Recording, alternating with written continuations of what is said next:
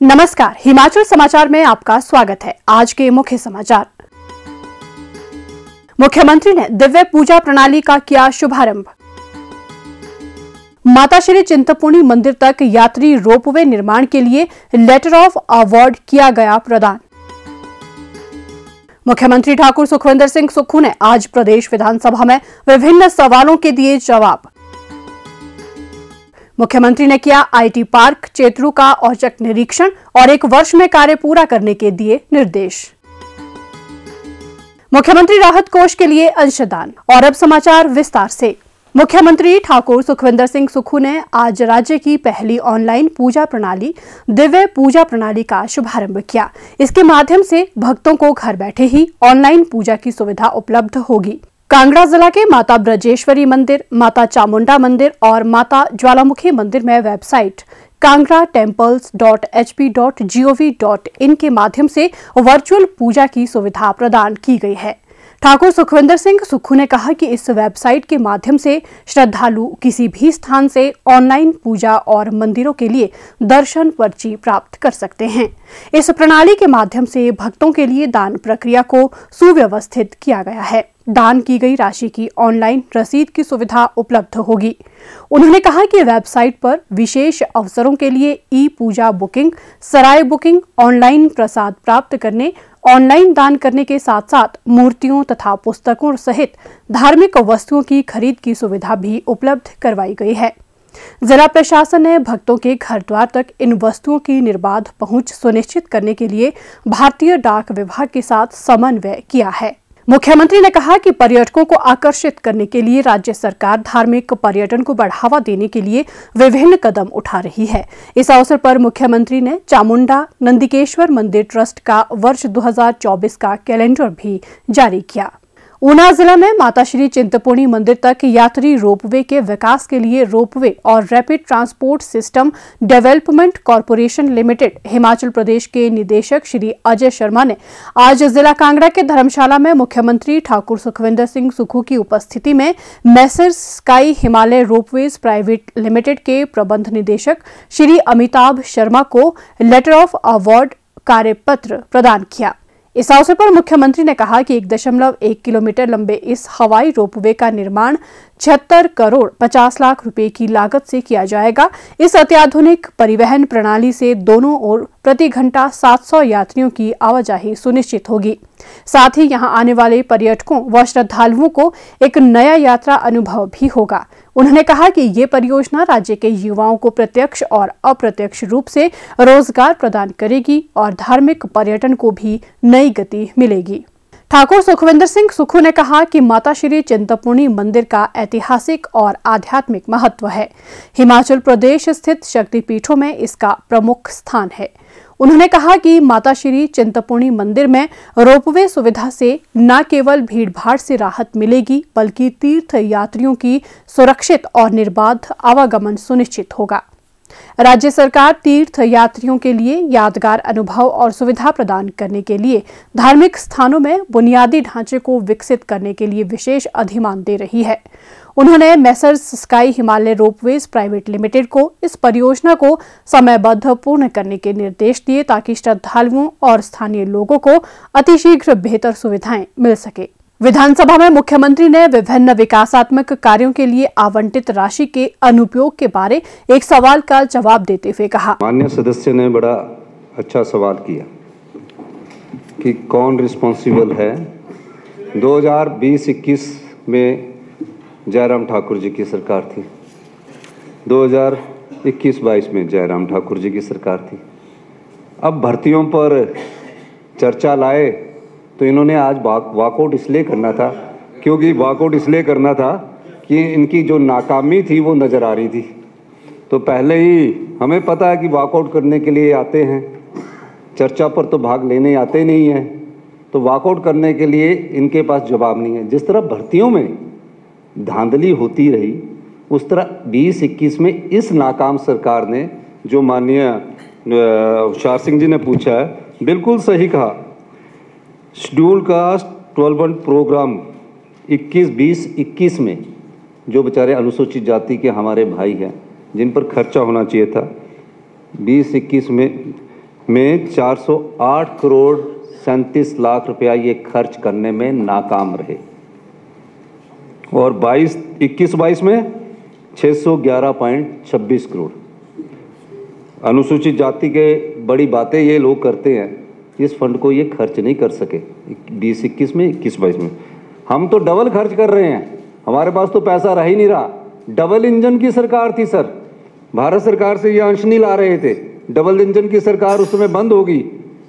Double engine की सरकार ने इन्हें पैसा नहीं दिया क्योंकि ये सिर्फ रूटीन गवर्नमेंट चला रहे थे, आया राम की तरह सरकार चला रहे थे, खर्चा करने में ज़्यादा विश्वास नहीं कर रहे थे क्योंकि इन लोगों को पता ही नहीं लग रहा था कि सरकार में हमने किस दिशा में क्या नीति तय करनी है।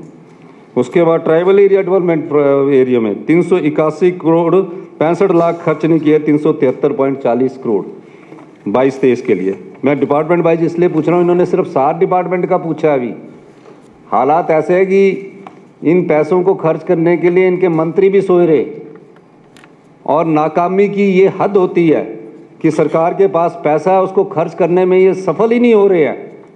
तो मैं ये और लेबर एम्प्लॉयमेंट एंड ट्रेनिंग, जिस रोजगार की ये बात कर रहे हैं, 117 करोड़ रुपया तब नहीं खर्च कर पाए और 21-22 में 21 करोड़ नहीं खर्च पाए। आरडी में भी 45 करोड़ रुपया ये खर्च नहीं कर पाए, 165.51 करोड़ रुपया ये खर्च नहीं कर पाए। फॉरेस्ट एंड वाइल्ड लाइफ में भी 68 करोड़ और 58 करोड़ ये खर्च नहीं कर पाए। 20-21 की डाटा दे रहा हूँ मैं। और हेल्थ सिस्टम की बात करी जाए, कमाल है, उस हेल्थ सिस्टम के समय उस पर पैसा नहीं खर्च कर पाई ये सरकार। और ये क्या सरकार थी उस समय? डबल इंजन की सरकार थी। 465 करोड़ रुपया 20-21 में ये सरकार खर्च नहीं कर पाई, 465 करोड़, और 21-22 में 360 करोड़। तो इतना पैसा पड़ा है जो माननीय होशियार सिंह जी पूछ रहे हैं, क्यों नहीं खर्च किया? अभी क्यों नहीं रोजगार दिया? रोजगार कहाँ देना था? सारे तो हाई कोर्ट और सुप्रीम कोर्ट में हम लड़ रहे हैं, अच्छे वकील हम कर रहे हैं। 817 का केस, उसका पेपर भी लीक हुआ है, लेकिन उसका केस हम सुप्रीम कोर्ट से अभी जीते हैं और JOIT के केस हम जीते हैं। जैसे ही मैं JOIT का नंबर लेता हूँ और पुलिस भर्ती की घोटाले की बात करता हूँ, फट से माननीय पूर्व मुख्यमंत्री जयराम जी को बेंच से पता नहीं स्प्रिंग लगे एकदम उड़ जाते हैं। अरे सत्य तो बोलने दो, कोई झूठ थोड़ी बोल रहे हैं और सदन में कोई झूठ बोल सकता है? अभी ये इसलिए भागे कि पहला क्वेश्चन इनके किसी साथी ने इनको पढ़कर बताया होगा, तो उस दृष्टि से। जहाँ तक बात ये होशियार सिंह जी आपने कही है, इसके कारण सरकार की जो भारतीय जनता पार्टी की 17 से 22 के बीच में हम आए हैं, 22 एंड में हमने सब खर्च करने की कोशिश की है। अब तो मेरे पास जो सेक्रेटरीज भी आते हैं कि हमारे पास पैसा ही नहीं रहा है भारत सरकार से हम लाने, क्योंकि आपदा में हमने कई बजट में कट मारा है, आपदा प्रभावित परिवारों को हमने राहत दी है। तो आने वाले समय में जो ये आपने हमारे ध्यान में बातें लाई है, इस पर भी गौर किया जाएगा और हम ये सुनिश्चित भी करेंगे कि जो बजट हमारे को एलोकेट होता है उसको हम समय अनुसार खर्च करें। और सेंटर शेयर भी हम लाने में समर्थ है, इनसे ज़्यादा तो हम ला रहे हैं सेंटर शेयर, और हम इनसे ज़्यादा ला रहे हैं सेंटर शेयर। ये तो जाते नहीं थे, ये तो आपदा के लिए भी बेचारे जाते डर रहे हैं कि गृह मंत्री को चिट्ठी लिख दें कहीं हमारी बारी ना आ जाए। मैं तो इनको बार बार अनुरोध करता हूं कि आपदा में हमारे साथ चलिए, जनवरी में हम जा रहे हैं। तो इस प्रकार की सरकार पिछली थी जिसको जनता ने बाहर का रास्ता दिखाया, यही मैं आपको कहना चाहता हूं। धन्यवाद। मुख्यमंत्री ठाकुर सुखविंदर सिंह सुक्खू ने विधानसभा सदन में प्रश्नकाल के दौरान ऊर्जा परियोजनाओं से संबंधित एक प्रश्न का जवाब देते हुए कहा, जहां पहले भर्तियां बेची गई वहां हिमाचल के हितों को भी इस प्रोजेक्ट के माध्यम से बेचा गया। 3 प्रोजेक्ट लूरी 1, सुन्नी और धौलासी, तीनों पावर प्रोजेक्ट्स में माननीय अध्यक्ष महोदय CSR तो उनकी, माननीय राठौर साहब, CSR तो उनकी रिस्पॉन्सिबिलिटी बनती है, वो तो प्रॉफिट का उनको 2% खर्च करना ही बनता है। पर मैं आपके ध्यान में और सभा सदन को ये बताना चाहता हूँ, इन तीनों प्रोजेक्ट्स में हिमाचल के हित कैसे बेचेंगे? जो GST आना था 50%, जो हमारा GST आना था, इन पावर प्रोजेक्ट से जो रेवेन्यू जनरेट होता है, वो खर्चा जो प्रोजेक्ट बनाने में लगना है उसका GST भी सरकार नहीं लेगी, पहला। दूसरा, इन तीनों प्रोजेक्ट में कोई लाडा नहीं लगा, कोई लाडा नहीं लगा, लाडा जो कि लगना चाहिए था। हमारी सरकार बनी, हमने कहा हम हिमाचल के हितों से कोई समझौता नहीं करेंगे। हमने उसका अध्ययन किया और मैंने पाया कि जो फ्री पावर मिलती है वो भी हमें 12% जो फ्री पावर की रॉयल्टी मिलती थी वो भी हमें नहीं मिलेगी। जब स्टार्ट होगा तो सिर्फ 4% मिलेगी और 12 से 30 में 8% मिलेगी और 30 से 40 में 12% मिलेगी, यानी कि 40 साल बाद हमें 12% फ्री पावर मिलेगी। तो क्यों, और इनकी इन्वेस्टमेंट मीट हुई धर्मशाला में, और धर्मशाला में इन्वेस्टमेंट मीट में ये समझौते किए गए जिसमें हिमाचल के हित बेचे गए। जिस तरह भर्तियां बेची गई उस तरह हिमाचल के हित बेचे गए। हमारी सरकार बनने के बाद हमारे मंत्रिमंडल के सदस्यों ने फैसला किया कि हम हिमाचल के हितों को बिकने नहीं देंगे। यही वो संपदा है जिससे आत्मनिर्भर हिमाचल बन सकता है। और हमने अपनी पावर पॉलिसी में परिवर्तन किया और पहले 12 साल में 20%, 12 से 30 में हमारा 30% और 30 से 40 में 40%, और 40 साल बाद ये पावर प्रोजेक्ट तीनों हमको मिलने चाहिए। इन्होंने कहा कि जब तक ये प्राइवेट केंद्रीय उपक्रम है उनके पास ये पावर प्रोजेक्ट रहेंगे। हमने बोला उसको भी 40 साल तक लीज पर करना पड़ेगा। जिस तरह वाटर सेस में ये केंद्रीय उपक्रम जो जिनको हमने प्रोजेक्ट दिए, हमारा रॉ मटेरियल, हमारा पानी, और उसमें उसके बाद वो रिट करते हैं हाई कोर्ट में, और इन प्रोजेक्टों में हम जो समझौता हम पिछली सरकार ने किया, इसने प्रदेश का पूरा बेड़ा गर्क करने में कोई कसर नहीं छोड़ी। पहले जिस तरह 21-22 में कोई धन नहीं इकट्ठा किया, उस तरह ये हितों को बेचने का काम इन सरकार ने किया। हमारी पॉलिसी के तहत हमने तीनों प्रोजेक्ट में नोटिस दिया है कि या आपने इम्प्लीमेंट, और एक और देखिए, इस सोवरेन गवर्नमेंट में जिसमें सरकार एक पक्ष होती है, स्टेट एक पक्ष होता है, सेंटर और स्टेट के एक संबंध होते हैं। हमारे साथ इम्प्लीमेंट एग्रीमेंट ही नहीं किया, कहा कि हम तो अपनी मर्जी से कर सकते हैं। कि सरकार का क्या फायदा था? ये सरकार की गवर्नेंस थी। अच्छे शासन के लिए अच्छे प्रशासन होना चाहिए, कोई प्रशासन था। उसके बाद हमने क्या किया, माननीय कुलदीप माननीय सदस्य, हमने इनको नोटिस दिया है और हमने उस नोटिस में 15 दिन का समय दिया है। मैं इस हाउस को एश्योरेंस देना चाहता हूं कि हिमाचल के हितों के साथ कोई समझौता नहीं किया जाएगा।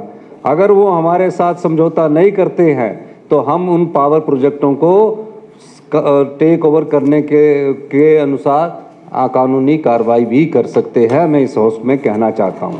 तो ये इसलिए कहना चाहता हूं, ना लाडा मिल रहा है, ना जीएसटी मिल रही है, सीएसआर तो हमको मिलना ही हो तो हम वैसे भी ले लेंगे उनसे बोल के।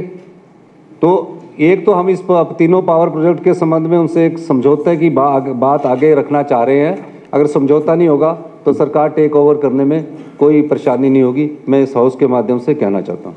मुख्यमंत्री ठाकुर सुखविंदर सिंह सुक्खू ने वीरवार को जिला कांगड़ा के चैतलू में लगभग 17 करोड़ रुपए की लागत से 2 एकड़ भूमि पर निर्माणाधीन आईटी पार्क का औचक निरीक्षण किया। मुख्यमंत्री ने कहा कि लगभग 100 कंपनियों ने इस पार्क में अपने कार्यालय स्थापित करने में रुचि दिखाई है तथा कंपनियों को प्लग एंड प्ले आधार पर काम करने की अनुमति प्रदान की जाएगी। उन्होंने कहा कि आईटी पार्क के निर्माण से स्थानीय युवाओं को रोजगार के अवसर प्राप्त होंगे। मुख्यमंत्री ने कहा कि वर्तमान राज्य सरकार कांगड़ा जिला को आईटी हब के रूप में विकसित करने के प्रयास कर रही है ताकि राज्य के विकास को गति मिल सके। मुख्यमंत्री ने अधिकारियों को इसके निर्माण कार्य में तेजी लाने तथा वर्ष 2024 तक आईटी पार्क का निर्माण कार्य पूरा करने के निर्देश दिए। ठाकुर सुखविंदर सिंह सुक्खू ने जिला प्रशासन कांगड़ा को यहां सड़क, बिजली व पानी जैसी मूलभूत सुविधाएं प्राथमिकता के आधार पर प्रदान करने को कहा ताकि यहां आने वाली कंपनियों को किसी प्रकार की असुविधा का सामना न करना पड़े। मुख्यमंत्री ने दौलतपुर के निकट मटौर शिमला 4 लेन के प्रगति कार्यों का भी जायजा लिया। मुख्यमंत्री ठाकुर सुखविंदर सिंह सुक्खू को वीरवार को तपोवन धर्मशाला में Himachal Pradesh BEd college association के प्रतिनिधि मंडल ने मुख्यमंत्री राहत कोष के लिए 11 लाख रुपए का चेक भेंट किया।